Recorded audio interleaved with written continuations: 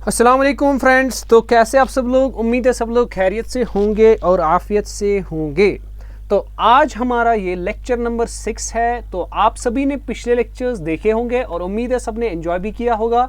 तो आज ये आपके सामने लेक्चर 6 है। तो ये इनपुट एंड आउटपुट डिवाइसेस का लेक्चर नंबर 2 है।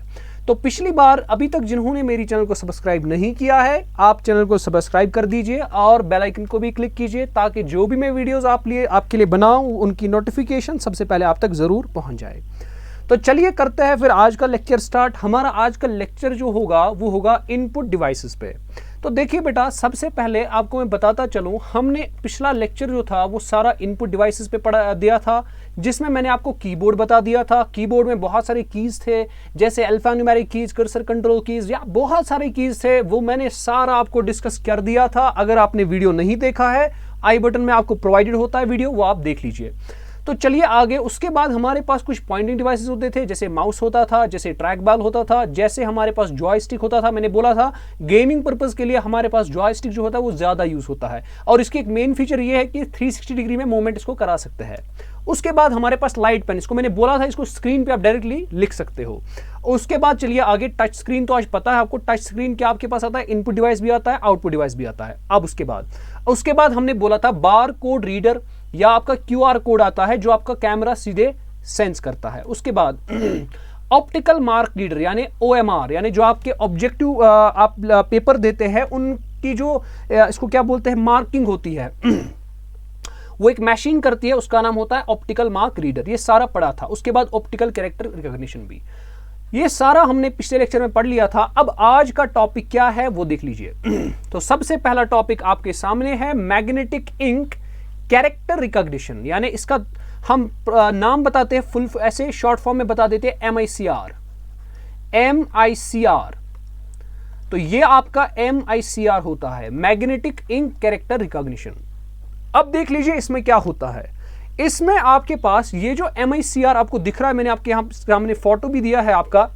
देखिए जो बैंक्स में चेक्स होती है, उन चेक्स को रिकॉग्नाइज करने के लिए ये MICR हेल्प करता है। देखिए असल में क्या होता है, जो भी आपका डॉक्यूमेंट होता है, ये MICR जो होता है ना, जो भी उस डॉक्यूमेंट पे कैरेक्टर्स रिटन होते हैं, मिसाल जो भी कोई कैरेक्टर होगा, मिसाल यहां पर कोई कैरेक्टर्स उस पे लिखे हुए हैं, ये MICR उन कैरेक्टर्स को एग्जामिन करता है, उसको मैट्रिक्स फॉर्म में, जैसे कि मैथमेटिक्स में एक मैट्रिक्स बनती है, उसको इसी मैट्रिक्स फॉर्म में रिकॉग्नाइज कर लेता है।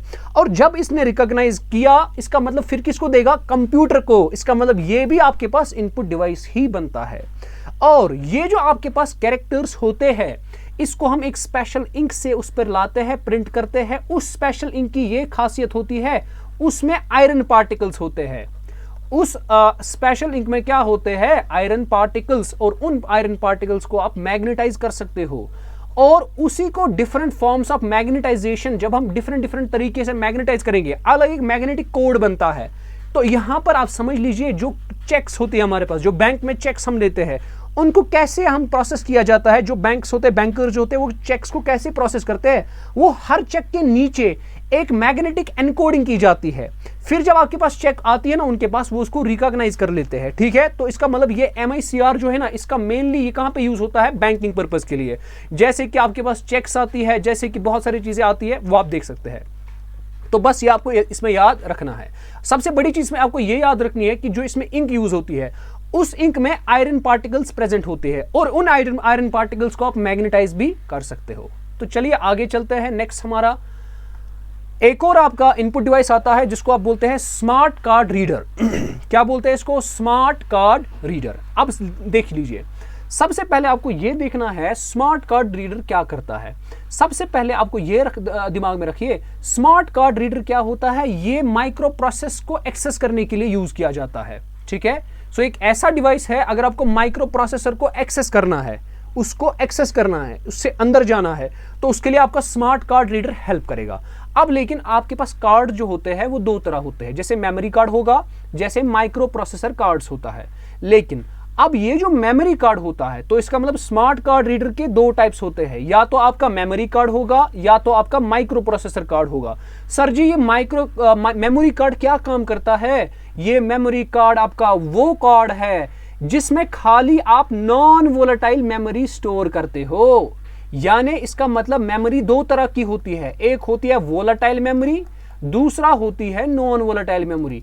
अब बेटा जी नॉन वोलेटाइल और वोलेटाइल में क्या फर्क है? उसमें यही अंतर है कि वोलेटाइल जो होती है, जब आप अपने कंप्यूटर को स्विच ऑन करते हो और किसी कारण से लेट्स सपोज आप कोई काम कर रहे थे, जो भी आपने काम करना शुरू कर दिया, ठीक है, वो आपका स्टोर नहीं रहेगा। क्यों? क्योंकि वो वोलेटाइल मेमोरी होती है, ठीक है, वो जल्द ही चली जाती है। इसका मतलब जो वोलेटाइल होती है ना, वो टेम्पररी होती है, ठीक है। तो इसका मतलब आपकी एक मेमोरी होती है वोलेटाइल, दूसरी मेमोरी होती है नॉन वोलेटाइल। तो वोलेटाइल में आपका आ जाएगा, जैसे आपके पास नॉन वोलेटाइल में आती है रैम। रैम जो आपके पास मेमोरी है वो नॉन वोलेटाइल है। जैसे रोम है आपके पास, रोम आपके पास आ जाएगी वोलेटाइल मेमोरी। तो यह आपके पास आगे जब मैं मेमोरी पढ़ाऊंगा उसमें आपको सारी चीजें बता दूंगा कि मेमोरीज कितनी टाइप्स के हैं, नॉन वोलेटाइल वोलेटाइल मेमोरी क्या होती है।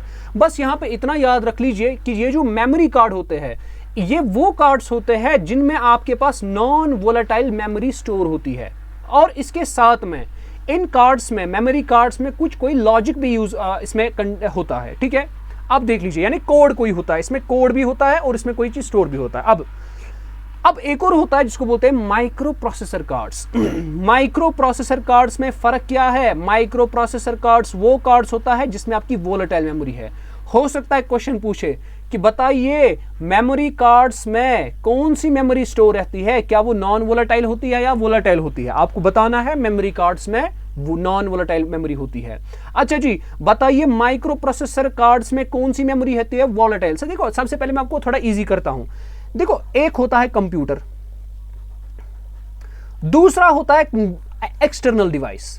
कंप्यूटर की एक इंटरनल मेमोरी होती है, यानी इंटरनल, जो कंप्यूटर के माइक्रो प्रोसेसर की होती है। देखिए, कंप्यूटर जो होता है ना, कंप्यूटर एक माइक्रो प्रोसेसर से बना हुआ होता है। ये एक प्रोसेसर होता है जिससे माइक्रो कंप्यूटर बनता है। लेकिन अब इस माइक्रो प्रोसेसर की कुछ इंटरनल मेमोरी होती है, और वो जो इंटरनल मेमोरी होती है वो आपकी बनती है वोलेटाइल। इसीलिए जो कार्ड्स वहां पे लगते हैं ना, वो माइक्रो प्रोसेसर कार्ड्स लगते हैं उन मेमोरी को होल्ड करने के लिए। उन मेमोरीज को होल्ड करने के लिए आपके पास जो मेमोरी कार्ड्स लगते हैं उनको बोलते हैं वोलेटाइल, सॉरी उसको बोलते हैं माइक्रो प्रोसेसर कार्ड। अब जो एक्सटर्नल डिवाइस होते हैं, यानी एक्सटर्नल मेमोरीज होती है, आपको सबको पता है हमारी इंटरनल एक होती है मेमोरी, एक होती है एक्सटर्नल मेमोरी।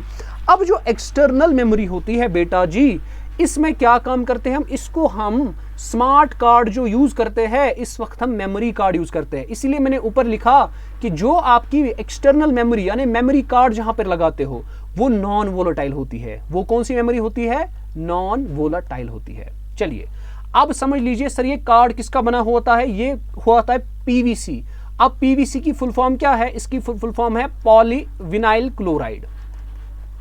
क्लियर है? अब चलिए आगे। अब सर जी, इस स्मार्ट कार्ड को कहां कहां यूज किया जाता है? इसको लार्ज कंपनीज में, बहुत सारी कंपनीज में, या कहीं कभी कभार इसको सिक्योरिटी पर्पस के लिए यूज किया जाता है। ठीक है, बस यहां पे इतना याद रखना है, स्मार्ट कार्ड रीडर को स्मार्ट सिक्योरिटी पर्पसेस के लिए यूज किया जाता है। तो चलिए आगे चलते हैं। आगे हमारे पास एक और डिवाइस होता है जो हमारे पास इनपुट डिवाइस होता है, वो होता है फिंगरप्रिंट स्कैनर। आप क्या करते हो? आप अपने फिंगर्स को स्कैन करते हो इस पे, फिर स्कैन करके वो एक डेटा बन जाता है। मान लीजिए आपने इस पर एक अपना थंब रखा या कोई भी आपने उंगली रखी। जब आपने कोई भी फिंगर रखी, ये क्या काम करता है? ये कनेक्टेड होता है टू द कंप्यूटर। मान लेते हैं यहां पर एक कंप्यूटर है, इसके साथ कनेक्टेड है। जब यहां पर कोई फिंगर स्कैन हो गई, आपको वो फिगर जो होती है ना, यहां पर जो टेक्नोलॉजी यूज होती है ना, उसको बोलते हैं बायोमेट्रिक। आपने बहुत बार सुना होगा, आजकल गवर्नमेंट इंस्टीट्यूट्स में, बहुत सारे प्राइवेट इंस्टीट्यूट्स में बायोमेट्रिक टेक्नोलॉजी का ज्यादा यूज होता है। किस लिए? अटेंडेंस पर्पज के लिए। अटेंडेंस पर्पज के लिए बायोमेट्रिक का बहुत ही ज्यादा इस्तेमाल किया जाता है। अब लेकिन होता कैसे, देख लीजिए। सबसे पहले यहां पर आप अपना फिंगर रख लेते हैं, उसके बाद बायोमेट्रिक टेक्नोलॉजी की हेल्प से उस फिंगर जो आपने रखा, आपको पता है हर फिंगर का एक अलग अलग ये होता है, पैटर्न होता है। वो पैटर्न एक इंफॉर्मेशन में कन्वर्ट होती है, एक डेटा में कन्वर्ट होता है। आप समझ लीजिए वो डेटा इलेक्ट्रिकल डेटा बनता है, यानी इलेक्ट्रिकल डेटा में उसको कन्वर्ट इलेक्ट्रिकल सिग्नल में कन्वर्ट होता है। और जब वो इलेक्ट्रिकल सिग्नल में कन्वर्ट होता है, वो सीधे कंप्यूटर को पहुंचता है एज इनपुट। इसका मतलब ये भी एक किस्म का आपका इनपुट डिवाइस हो सकता है, जिसको बोलते हैं फिंगरप्रिंट स्कैनर। अब लेकिन फिंगरप्रिंट स्कैनर जो होता है ना, ये बहुत ज्यादा सेफ है। देखिए, ये पासवर्ड से भी सेफ है। जो आप पासवर्ड्स रखते हो, मिसाल के तौर मैंने किसी डोर का पासवर्ड रखा है, लेट्स सपोज मैं डोर यूज कर रहा हूं, डोर का पासवर्ड है 230165।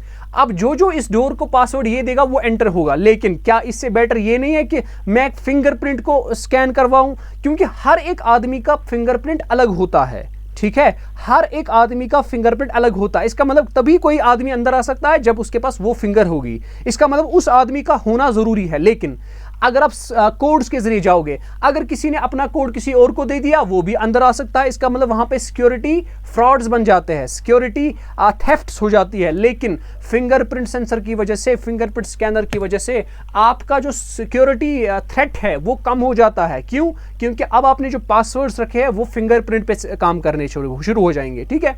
तो ये भी एक किस्म का इनपुट डिवाइस है जो हमें बहुत आजकल यूज हो रहा है।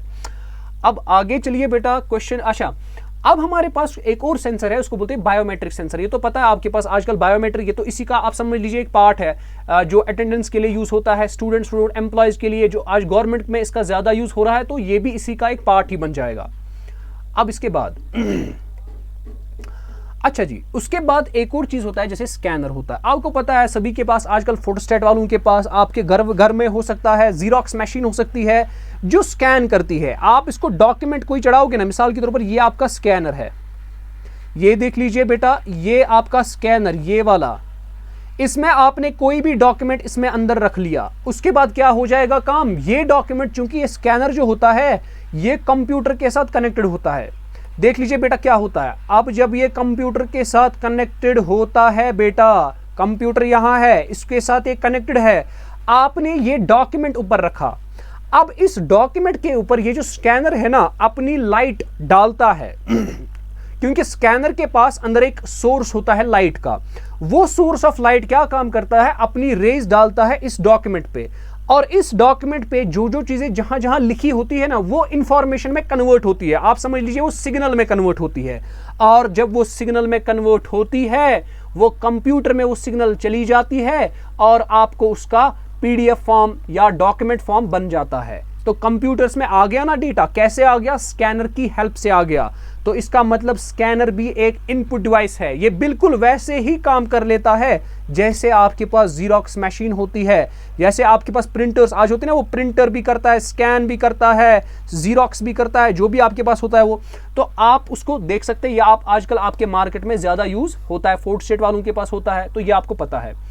आगे चलिए, एक और हमारे पास डिवाइस है। अच्छा जी ठीक है, आप देख लीजिए हमारे पास कुछ टाइप्स ऑफ स्कैनर्स है। जैसे मिसाल के तौर पर सबसे पहला जो हमारे पास है उसको बोलते हैं हैंड हेल्ड स्कैनर, यानी ये बहुत ही छोटा होता है, जिसका साइज बहुत छोटा होता है और बहुत ही कम एक्सपेंसिव यानी सस्ता।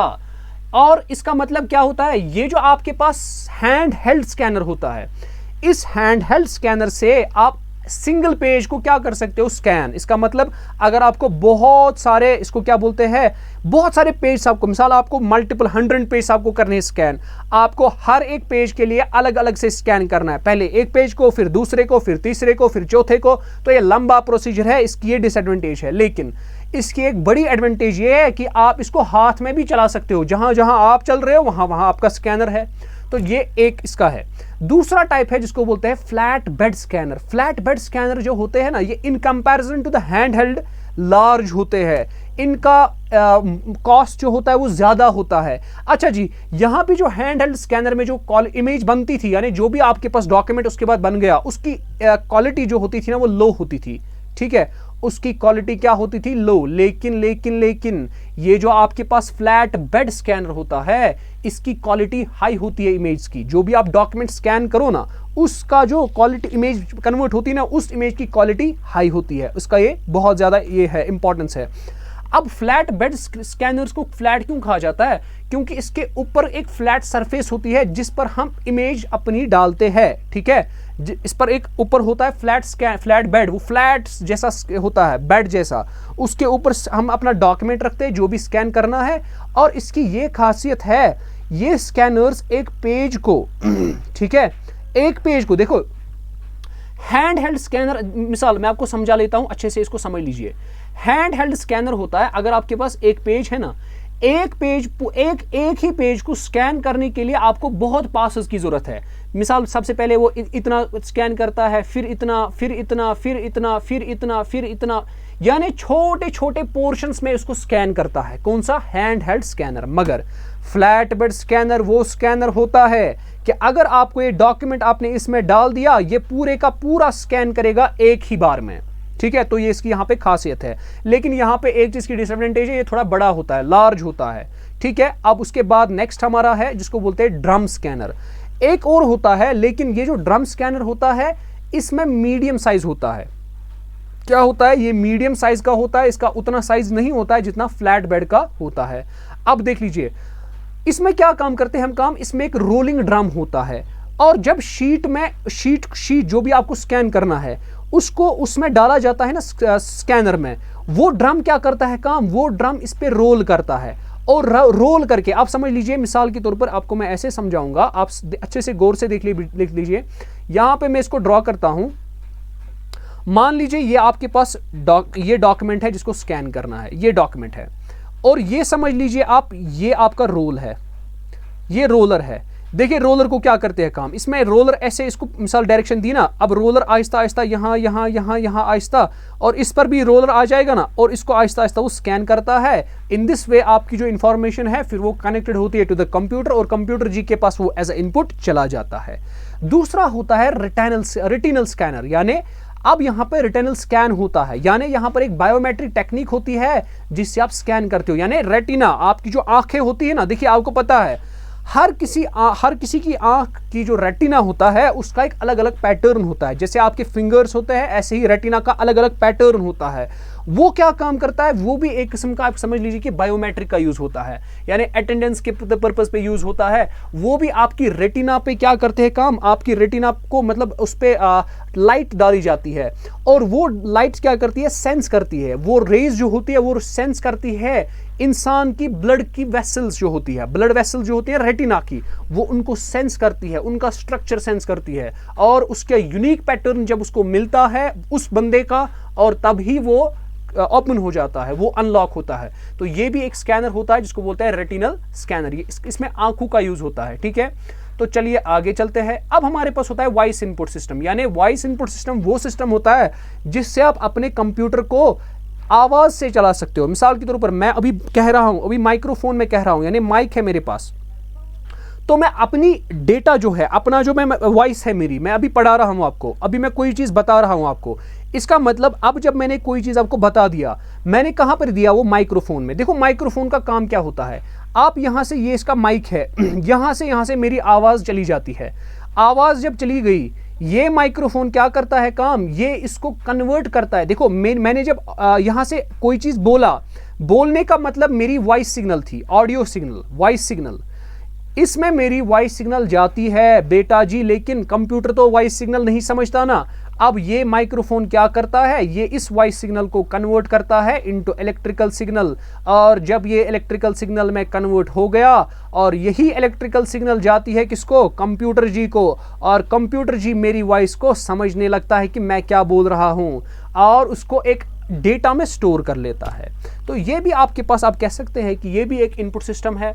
तो इसके बाद हम आगे चलते हैं। नेक्स्ट हमारा आज का लास्ट, नहीं अभी एक और है, चलिए वेबकैम। वेबकैम तो आपको सबको पता है, आजकल लैपटॉप्स पे जो यूज होता है या कंप्यूटर्स पे, जिससे आपका वीडियो भी कैप्चर होता है। यानी जैसे मैं हूं अभी, तो आपकी मेरा वीडियो तो आपको अभी नहीं आ रहा है, लेकिन अगर मैं अपना वेबकैम भी ऑन करूं अभी, आपको मैं लाइव अभी दिखूंगा अभी। ठीक है, तो ये मेरा वीडियो कैप्चर करता है। इसका मतलब जो भी मेरे इर्द गिर्द इंफॉर्मेशन है, वो जो कैमरा होता है वो सारी चीजें वो कैप्चर करता है, और उस इंफॉर्मेशन को कन्वर्ट करता है कुछ ऐसी फॉर्म में जो कंप्यूटर समझ लेता है। आप समझ लीजिए, देखिए मैं वीडियो हूं, यहां पे वीडियो सिग्नल है, मिसाल मैं यहां पर लेक्चर दे रहा हूं, ठीक है, यहां पर मेरा कैमरा है, ये कैमरा है, इसको रिकॉर्ड कर रहा है। अब यहां पर जो वीडियो सिग्नल्स है, वीडियो सिग्नल तो कंप्यूटर नहीं समझेगा ना। अब इसको क्या काम करता है, ये वेबकैम इसको कैप्चर करता है, इसकी इमेज बना लेता है, और उस इमेज को अकॉर्डिंगली कंप्यूटर में देता है in the form of electrical signals या डिजिटल सिग्नल्स आप कह सकते हैं। तो इसका मतलब वेबकैम जो होता है वो भी आपका इनपुट डिवाइस होता है,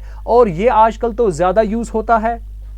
अब वेबकैम क्या होता है काम, वेबकैम या तो आपके पास लैपटॉप के अंदर ही एम्बेड होता है। जैसे मिसाल मेरे किसी के पास लैपटॉप है, लैपटॉप का अलग एक वेबकैम होता है, या कभी कभार क्या होता है क्योंकि जो लैपटॉप में एम्बेडेड होता है ना वेबकैम, उसकी क्वालिटी जो होती है ना वो कम होती है। जो वेबकैम होता है एम्बेडेड इनटू द सिस्टम, उसकी क्वालिटी कम होती है। इसीलिए आजकल जो यूट्यूबर्स होते हैं वो अपने मतलब वीडियो क्वालिटी को इंक्रीज करने के लिए एक बाजार से नया वेबकैम लाते हैं जिसको आप एक्सटर्नली लगा सकते हो। ठीक है, तो आप देख सकते हैं यहां पर इसने वेबकैम अपना लगा लिया है यहां पे कंप्यूटर पे, तो ये भी आपका इनपुट डिवाइस बनेगा।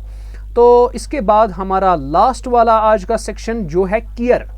देखिए आप देख रहे होंगे यहां पे बंदा क्या कर रहा है काम, यहां पर इसके पास हाथ में लगी हुई कीज है, हाथ में लगी हुई कीज है। अब इस हाथ से अगर ये प्रेस करेगा ना कुछ कीज को, मिसाल इसने इस फिंगर से ये की दबाई, इस फिंगर से ये की दबाई, इस फिंगर से ये की दबाई, अकॉर्डिंगली वो की कन्वर्ट होती है। आप समझ लीजिए ये एक स्विच होता है, ये कीज जो है ना ये स्विच ऑन और ऑफ का काम करते हैं। मिसाल अगर आपने इस की को प्रेस किया ये ऑन हो जाएगा, अगर आपने इसको प्रेस किया ऑन हो जाएगा, अगर आपने इसको और प्रेस किया मिसाल ये ऑफ हो जाएगा। ठीक है, तो इसका मतलब ये होता है ये आपका आप समझ लीजिए कीबोर्ड का काम करता है। ठीक है, तो लेकिन इसका उतनी फंक्शंस नहीं है जितनी कीबोर्ड कर सकता है, लेकिन तो ये लगभग आप समझ लीजिए कि कीबोर्ड का ही फंक्शन कर लेता है, जिसमें आप इन स्विच की हेल्प से आप अपना इनपुट कंप्यूटर को दे सकते हो। तो ये आज आपके सामने मैंने कुछ आपको इसको क्या बोलते हैं इनपुट डिवाइसेस लाए, जिसमें हमने बहुत सारे इनपुट डिवाइस आपके सामने लाए, जैसे कीबोर्ड था, माउस था, जॉयस्टिक था, इसी तरह बहुत सारे आपने देख लिए। उम्मीद है आपने लेक्चर को एंजॉय किया होगा। अब हमारा जो कल का लेक्चर होगा वो आउटपुट डिवाइसेस पे होगा और बहुत ही इंपॉर्टेंट होने वाला है। देखिए एक और चीज़ मैं आपको बताऊं, कुछ चीज़ें हमारे पास ऐसी होती है बेटा जी, कुछ चीज़ें ऐसी होती है जो एज ए इनपुट भी काम करती है, जो एज अ आउटपुट भी काम करती है।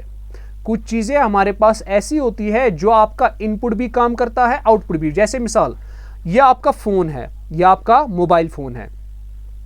अब आप इस मोबाइल फ़ोन के आजकल को तो सभी के पास होता है मोबाइल फ़ोन, और वो भी होता है फिंगरप्रिंट वाला, है ना, फिंगरप्रिंट वाला। तो जब आप फिंगरप्रिंट वाला फ़ोन लेते हो, आप लेट सपोज यहां पे क्लिक करते हो, यहां पे क्लिक करते हो, इसका मतलब जब आपने क्लिक किया वो एज इनपुट चला गया टू द फोन।